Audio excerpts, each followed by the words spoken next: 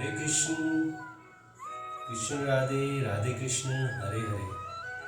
जय श्री भगवत गीता जी।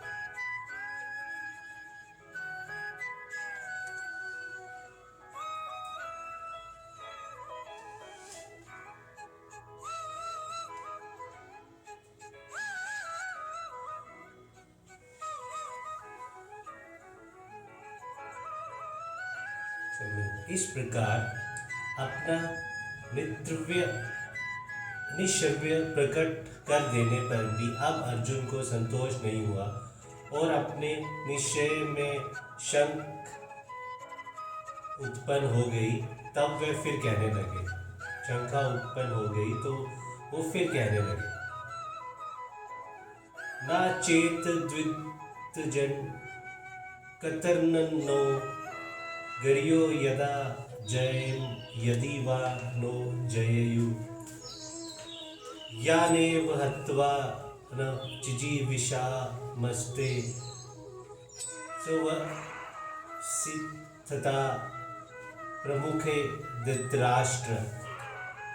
हम ये भी नहीं जानते कि हमारे लिए युद्ध करना और ना करना इन दोनों में से कौन सा श्रेष्ठ है, अथवा ये भी नहीं जानते कि उन्हें हम जीतेंगे या हमको वह जीतेंगे।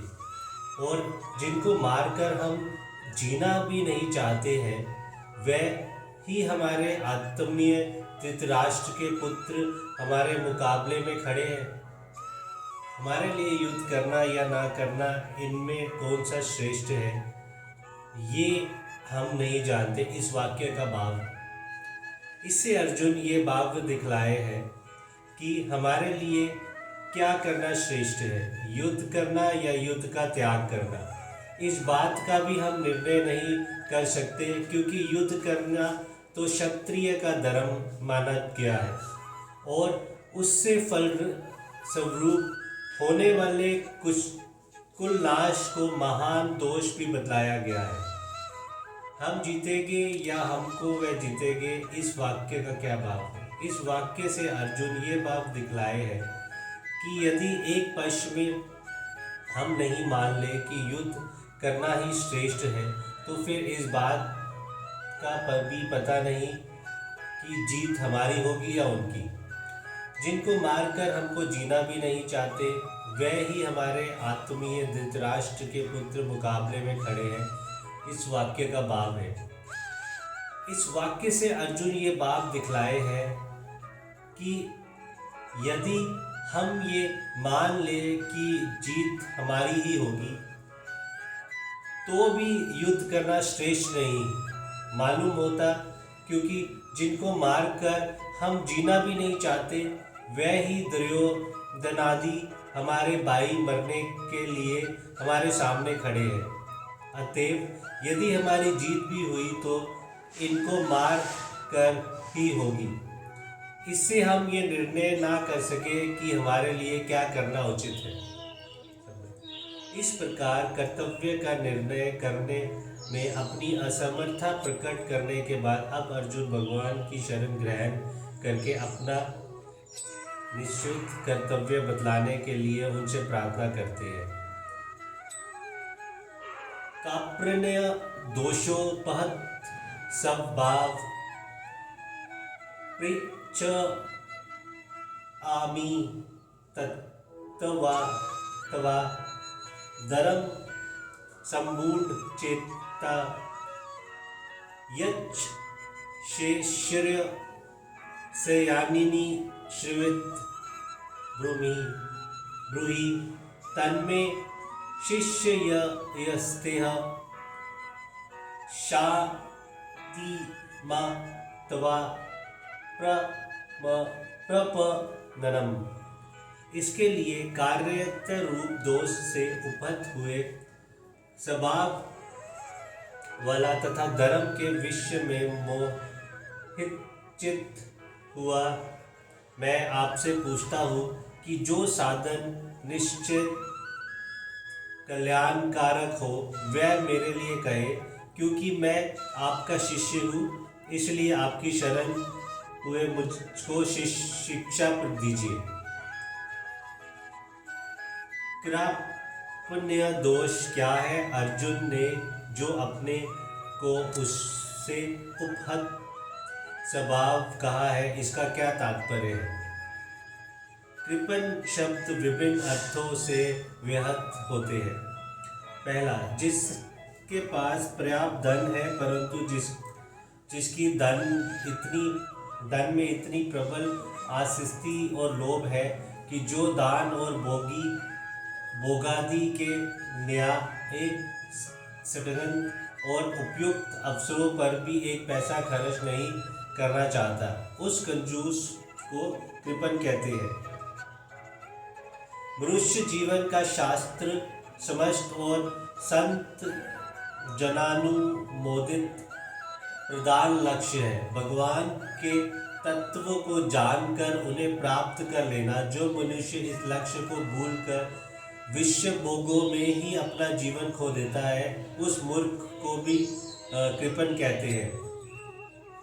श्रुति कहती है, यो वा अत्तदश्र गाग्र्य विदितवा सवा समालो कोतप्रेति स कृपण। हे गागिर, इस अविनाशी परम आत्माओं को बिना जाने ही जो भी कोई इस लोक से मरकर जाता है वह कृपण है। भगवान ने भी भोग्य श्रेय में आसक्त फल की वासना वाले मनुष्य को कृपण कहा है। सम्मानित दिन स्वभाव का वाचक भी कृपण शब्द है। यह अर्जुन जो कृपण्य है वह ना तो लोभ जनित कंजूसी है और ना भोग सहित रूप कृपणता ही है, क्योंकि अर्जुन स्वभाव से ही अत्यंत उदार दानी एवं इंद्रिय विजय पुरुष है। यहाँ भी वह स्पष्ट शब्दों में कहते हैं कि मुझे अपने लिए विजय, राज्य या सुखी की आकांक्षा नहीं है। जिनके लिए ये वस्तुएं अपेक्षित है वह सब आत्मीय जन तो यहाँ मरने के लिए खड़े हैं। इस पृथ्वी की जो बात ही क्या है, मैं 3 लोकों के राज्य के लिए भी दुर्योधन को नहीं मारना चाहता। समस्त भूमंडल का निष्कंटक राज्य और देवताओं का आधिपत्य भी मुझे शुभ रहित नहीं कर सकते। जो इतना त्याग करने को तैयार है वह कंजूस या बोगस नहीं हो सकता। दूसरा, ये ऐसा अर्थ मानना इस प्रकरण से भी स्वतः विरुद्ध है। यह अर्जुन का कार्पण्य इस प्रकार का दैन्य ही है जो करुणायुक्त कार्यता और शोक के रूप में प्रकट हो रहा है। संजय ने प्रथम श्लोक में अर्जुन के लिए कृपयाविष्ट पद का प्रयोग करके इस करुणा जनित कार्यता ही निर्देश किया है। तीसरे श्लोक में स्वयं श्री भगवान ने केवल पद का प्रयोग करके इसकी पुष्टि की है। अतः यही प्रतीत होता है कि अर्जुन का ये कृपण्य बंधुनाश की आशंका से उत्पन्न करुणायुक्त कार्यता ही है। अर्जुन आदर्श क्षत्रिय है, स्वाभाविक ही शूरवीर है। उनके लिए कार्यता दोष ही है, चाहे वह किसी भी कारण से उत्पन्न हो। इसी से अर्जुन इसे कार्पण्य दोष कहते हैं। इस कार्पण्य दोष से अर्जुन का अतुलनीय शौर्य, वीर, धैर्य, चातुर्य, साहस और पराक्रम से संपन्न क्षत्रिय स्वभाव नष्ट सा हो गया है। इसी से उनके अंग शिथिल हो रहे हैं, मुख सूख रहा है, अंग कांप रहे हैं, शरीर में जलन सी हो रही है, मन भ्रमित सा हो रहा है। करुणायुक्त कायरता के आवेश से अर्जुन अपने में इन स्वभाव विरुद्ध लक्षणों को देखकर कहते हैं कि मैं कार्पण्य दोष से उपहत स्वभाव हो गया हूँ। अर्जुन अपने को धर्म सम्मुख चेता क्यों कहा? धर्म अधर्म या कर्तव्य अकर्तव्य का यथार्थ निर्णय करने में जिसका अंतकरण स्वतः असमर्थ हो गए हो उसे धर्म सम्मुख चेता कहते हैं। अर्जुन का चित्त इस समय भयानक धर्म संकट में पड़ा है। वह एक और प्रजापालन, शास्त्र धर्म, स्वत्व संरक्षण आदि की दृष्टि से युद्धों को धर्म समझकर उसमें लगन उचित समझते हैं, और दूसरी ओर उनके चित्त की वर्तमान कार्पण्यवृत्ति युद्ध के नाना प्रकार के भयानक परिणाम दिखाकर उन्हें भिक्षावृत्ति, संन्यास और वनवास की ओर प्रवृत्त करना चाहती है। चित्त इतना करुणाविष्ट है कि वह बुद्धि को किसी निर्णय पर पहुंचने ही नहीं देता। इसी से अपने को कर्तव्य विमूढ़ पाकर अर्जुन ऐसा कहते हैं। निश्चित शौर्य से क्या तात्पर्य है? कौरवों की भीष्म, द्रोण, कर्णादि विश्वविख्यात अजय शूरवीरों से संरक्षित अपनी सेना से कहीं बड़ी सेना को देखकर अर्जुन डर गए हो और युद्ध में अपने विजय की संभावना से स्वतः निराश होकर अपना कल्याण युद्ध करने में है या ना करने में इस उद्देश्य से श्रेय शब्द का प्रयोग करके जय पराजय के संबंध में श्री भगवान से एक निश्चित निर्णय पूछते हो। ऐसी बात यहाँ नहीं है। यहाँ तो उनके चित्त में बंदूक ने जाग उठा है और बंधु नाश जनित एक बहुत बड़े पाप की संभावना हो गई है, जिससे वे अपने परम कल्याण में महान प्रतिबंधक समझते हैं। और दूसरी ओर मन में ये भावना भी आ रही है कि क्षत्रिय धर्म सम्मत युद्ध का जो मैं त्याग कर रहा हूँ, कहीं यही अधर्म हो और मेरे परम कल्याण में बाधक हो जाए। ऐसी बात तो नहीं। इसी से वह निश्चित शौर्य की बात पूछते हैं। उनका ये निश्चित शौर्य जय पराजय से संबंध नहीं रखता। इसका लक्ष्य भगवत प्राप्ति रूप परम कल्याण है। अर्जुन ये कहते हैं कि भगवान, मैं कर्तव्य का निर्णय करने में असमर्थ हूँ। आप ही चित्र रूप से बतलाइए, मेरे परम कल्याण का कल्याण का साधन कौन सा है? मैं आपका शिष्य हूँ, मुझे शरणागत को आप शिक्षा दीजिए। इस कथन का क्या भाव है? अर्जुन भगवान श्री कृष्ण के प्रिय सखा थे। आध्यात्मिक तत्व की बात दूसरी हो सकती है, परंतु व्यवहार में अर्जुन के साथ भगवान का प्राय सभी स्थलों में बराबरी का ही संबंध था। खाने पीने, सोने और जाने आने में सभी जगह भगवान उनके साथ समान बर्ताव करते थे और भगवान के श्रेष्ठत्व के प्रति मन में श्रद्धा और समान होने पर भी अर्जुन उनके साथ बराबरी का ही व्यवहार करते थे। आज अर्जुन को अपनी ऐसी योचनीय दशा देखकर ये अनुभव हुआ कि मैं वस्तुतः इनसे बराबरी करने योग्य नहीं हूँ। बराबरी में सलाह मिलती है, उपदेश नहीं मिलता। प्रेरणा होती है, बलपूर्वक अनुशासन नहीं होता। मेरा काम आज सलाह और प्रेरणा से नहीं चलता। मुझे तो गुरु की आवश्यकता है जो उपदेश करे और बलपूर्वक अनुशासन करके श्रेय के मार्ग पर लगा दे तथा मेरे शोक मोह को स्वर्था नष्ट करके मुझे परम कल्याण की प्राप्ति करवा दे।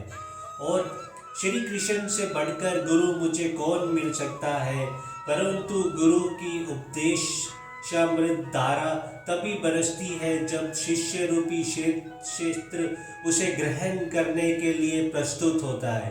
इसलिए अर्जुन कहते हैं, भगवान मैं आपका शिष्य हूँ। शिष्य के कई प्रकार होते हैं। जो शिष्य उपदेश तो गुरु से ग्रहण करते हैं परंतु अपने पुरुषार्थ का अहंकार रखते हैं या अपने सुदृढ़ को छोड़ कर दूसरे पर भरोसा रखते हैं, वे गुरु कृपा का यथार्थ लाभ नहीं उठा सकते। अर्जुन इसलिए शिष्य तत्व के साथ ही अपने में अन्य शरणत्व की भावना करके कहते हैं कि भगवान मैं केवल शिष्य ही नहीं हूँ, मैं आपके शरण भी हूँ। प्रपन्न शब्द का भावत्र है भगवान को अत्यंत समर्थ और परम श्रेष्ठ समझकर उनके प्रति अपने को संपन्न कर देना। इसी का नाम शरणागति और आत्मनिश्चित या आत्म संपन्न है। भगवान सर्व शक्ति मानो सव्य सव्रानत्य यामी अनंत गुणों के अपार समुद्र सवार्तिपति ऐश्वर्य माधुर्य धर्म यशौर्य ज्ञान वैराग्य आदि के अनंत आकर क्लेश कर्म संशय और ब्रह्मादि का स्वथा नाशा करने वाले परम प्रेमी परम सुहृद परम आत्मीय परम गुरु और परम महेश्वर है। ऐसा विश्वास करके अपने को स्वर्था निराश्य निर्बलम निर्बल और निस्तव मान कर उन्हीं के आश्चर्य अवलंब ज्ञान शक्ति सतव और अतुलनीय शरणागत वत्सलात्का दृढ़ और अन्य भरोसा करके अपने को सब प्रकार से सत्ता के लिए उन्हीं की चरणों पर निशावर कर देना और निर्निमेष नेत्रों से उनके मनोनयना विराम मुख चंद्र की और निहारते रहने की तथा जड़ कठपुतली की भांति नित्य निरंतर उनके संडेक तर पर नाचते रहने की एकमात्र लालसा से उनका अनन्य चिंतन करना ही भगवान के प्रपन्न होना है। अर्जुन कहते हैं कि मैं इस प्रकार भगवान की शरण हो जाऊं और इसी भावना से भावित होकर वह कहते हैं, भगवान मैं आपका शिष्य हूँ, आपके शरण हूँ, आप मुझे शिक्षा दीजिए। ते और तमाम पदों का प्रयोग करके अर्जुन यही कह रहे हैं। अर्जुन की ये शरणागति की सर्वोत्तम और सच्ची भावना अब 18वें अध्याय के 65वें और 66वें श्लोक में भगवान के स्वर्गोत्तम उपदेश के प्रभाव से सच्ची शरणागति के रूप में परिणित हो जाएगी और अर्जुन जब अपने को उनके कथनानुसार चलने के लिए तैयार कर सकेगा तभी गीता का उपदेश समाप्त हो जाएगा।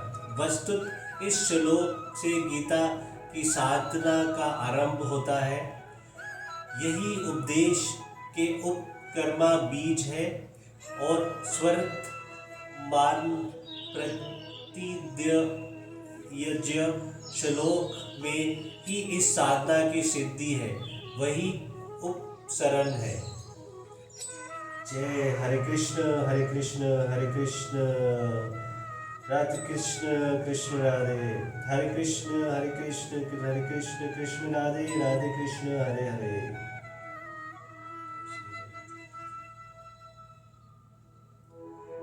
हे प्रभु, मुझे भी शिक्षा दे, मैं आपकी शरण में हूँ, आपकी ही शरण